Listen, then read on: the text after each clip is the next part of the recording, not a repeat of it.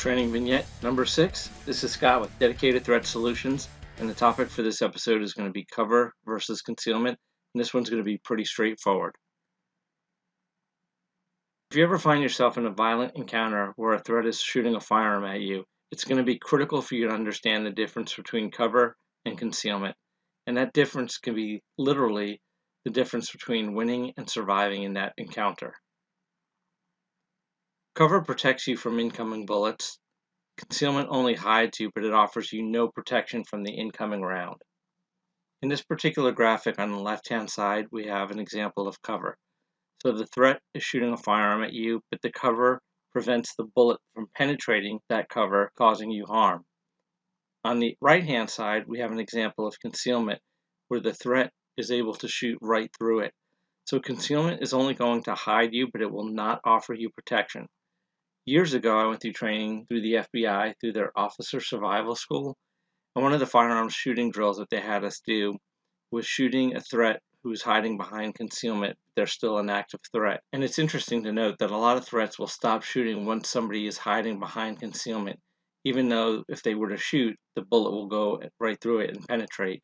But people just have this innate ability to not want to shoot through concealment, which if you're the good guy, that's going to offer you some protection. But if they do decide to shoot, the bullet will penetrate concealment very easily. So the effectiveness of cover is going to depend on two separate factors. And the first one's going to be the caliber of bullet being used against you. The larger the caliber, the stronger your cover is going to need to be to stop that bullet from penetrating it. The other factor is going to be the type of cover that you're using for your safety. For an example, if you're standing behind a vehicle door, maybe a small caliber bullet won't penetrate it, but a high-powered rifle will go through it. So it's going to be really important for you to understand in your environment the level of cover that you're using. What is it protecting you from? Because not all cover will protect you from every type of incoming bullet round. In the absence of cover or concealment, the next best option for your protection from gunfire is going to be movement. If you're not moving, you are going to be a static target, and it's much easier to shoot a static target than it is a dynamic target that's moving. Your environment will determine if and what type of cover and concealment is available for you to use. In this particular exercise, what I want you to do is over the next 7 days, scan your environment to see what types of cover and concealment are available. And when you take note of the cover, ask yourself, what type of bullet might penetrate that cover? Because not all cover is going to be equal depending on the type of weapon being used against you. And the reality is, if somebody is shooting at you, there might be a chance you have no idea what kind of weapon it is, what type of caliber.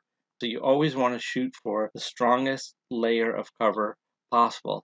But also, don't discount the benefit of concealment, because if a threat doesn't know that you're hiding behind the concealment, it is still offering you protection.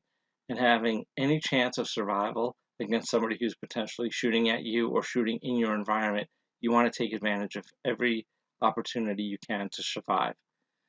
Again, I got some books on Amazon. Go check those out. If you want to email me, I'm at info@dedicatedthreatsolutions.com.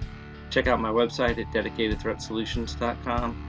And please link up with me on social media. I'm on Facebook, Instagram, Indeed, and I do have an Amazon author page. As always, folks, train hard and stay safe.